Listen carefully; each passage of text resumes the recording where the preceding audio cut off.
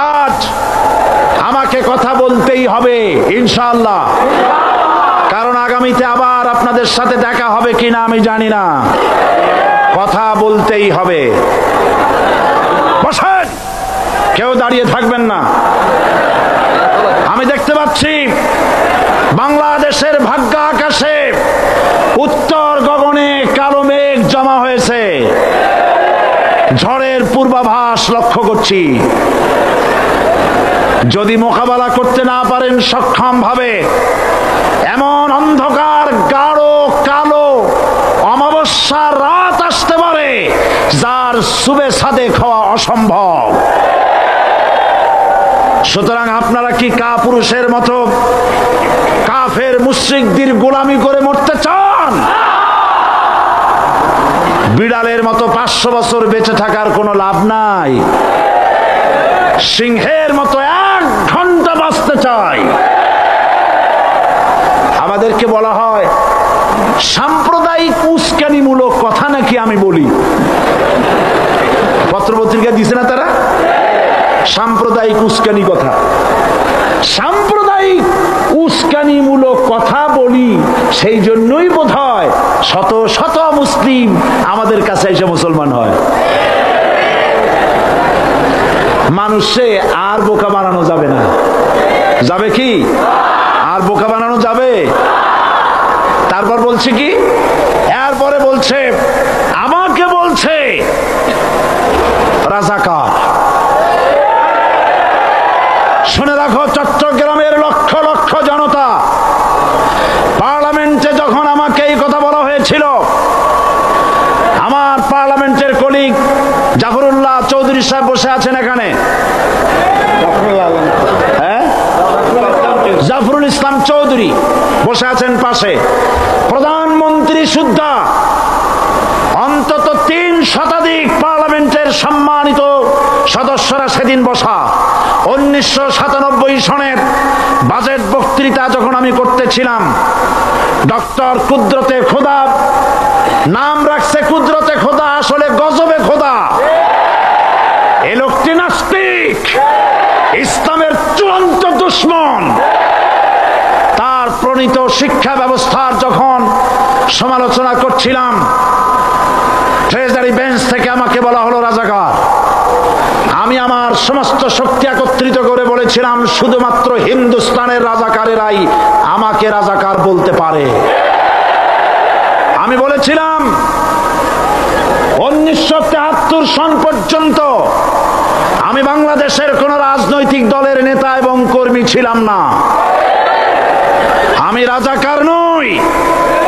আমাকে রাজাকার বলে যদি তাকেও প্রমাণ করতে না পারে 10 কোটি টাকার মানহানি মামলা দায়ের করব। আমার এই বক্তব্য সারা দুনিয়া শুনেছে।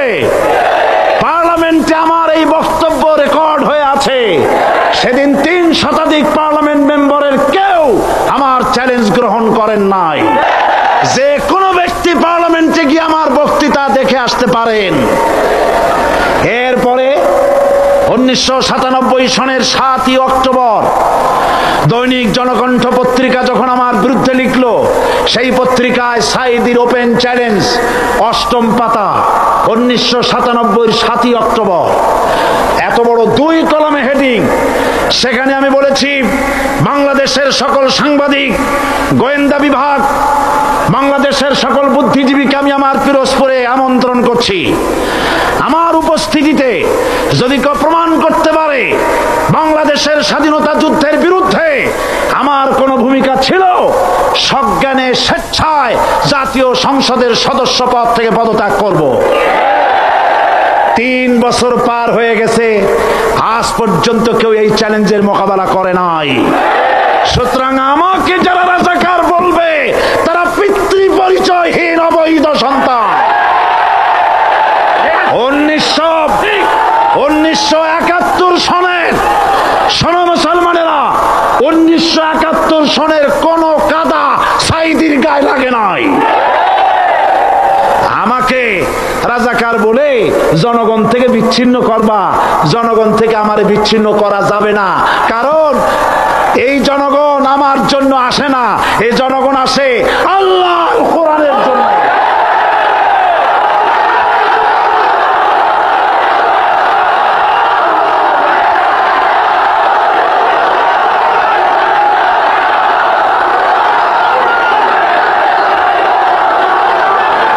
আজকে আর যারা ইসলামের কথা বলে, তারাই রাজাকার, তারাই মৌলবাদী। মৌলবাদী বললে আমরা অসন্তুষ্ট হই না, কারণ মৌলবাদী শব্দটা আসছে মূল থেকে। মৌল শব্দ এসেছে মূল থেকে। মূলবাদী তার মানে যারা মূলে আছে। মূল হলো কোরআন, মূল হলো হাদিস, মূল হলেন আল্লাহ, মূল হলেন আল্লাহ রসুল। আমরা আছি মূলে। এখন বলেন তো মূলের শক্তি বেশি না আগার শক্তি বেশি? আমাদের যারা মৌলবাদী বলে ওরা হলো আগাবাদী। মূলে আছে কত কোটি? 12 কোটি। মূলে আছে কত কোটি? আর আমাদের যারা মৌলবাদী বলে ওই থাকো গাছের আগায়, আমরা মূলে। লাফালাফি বেশি করবা না, 12 কোটিতে গাছের গোড়া আসতে নানা দেবে, মামু বাড়ি দিল্লি গিয়ে পড়বা, বাংলার জমিনে জায়গা হবে না। এ কথা বিশ্বাস করো। বাংলাদেশের মুসলমানদের শরীরে এক বিন্দু রক্ত থাকতে শয়তানের তৈরি করা ধর্ম নিরপেক্ষ মতবাদ বাংলার জমিনে কায়েম হতে দেওয়া হবে না, হবে না।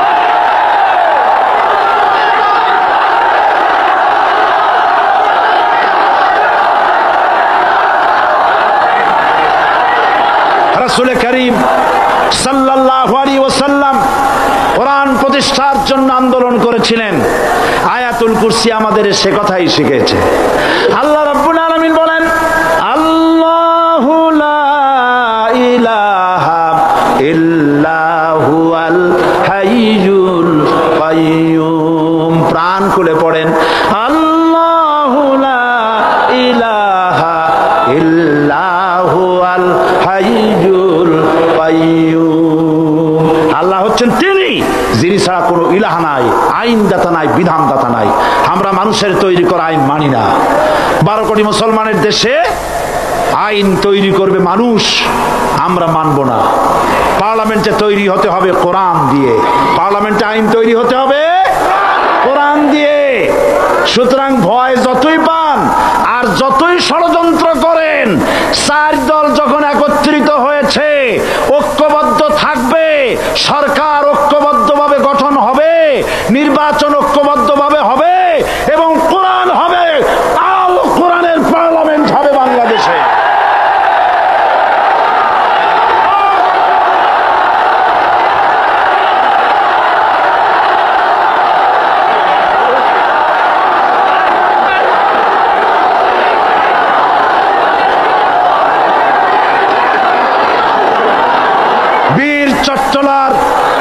বীর চট্টলার মুসলমানেরা স্বাধীনতার ঘোষণা, এই চট্টগ্রাম থেকে স্বাধীনতার মহান ঘোষক প্রেসিডেন্ট জিয়াউর রহমান সাহেব দিয়েছিলেন। এই চট্টগ্রাম থেকেই ইসলামী রাষ্ট্রের ঘোষণা হবে।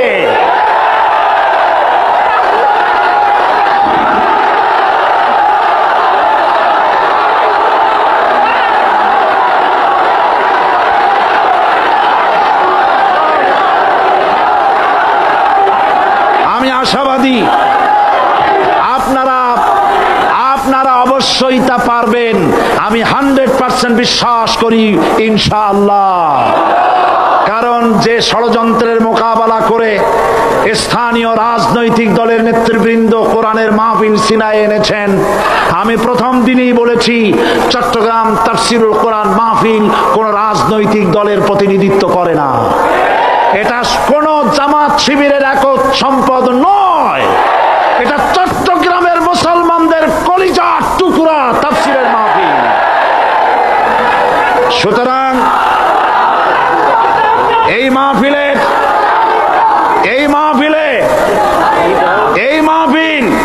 চট্টগ্রামে থাকবে ইনশাআল্লাহ কিয়ামত পর্যন্ত। 144 ধারা 288 হয়ে গেছে, ষড়যন্ত্র পায় পায় চলে গেছে। আমি ওই সব ছেলেদের বলি, সরকারি দলের ছাত্র হইয়া মুসলমানদের বিপক্ষে যাইও না। এদেশের ভাগ হয়ে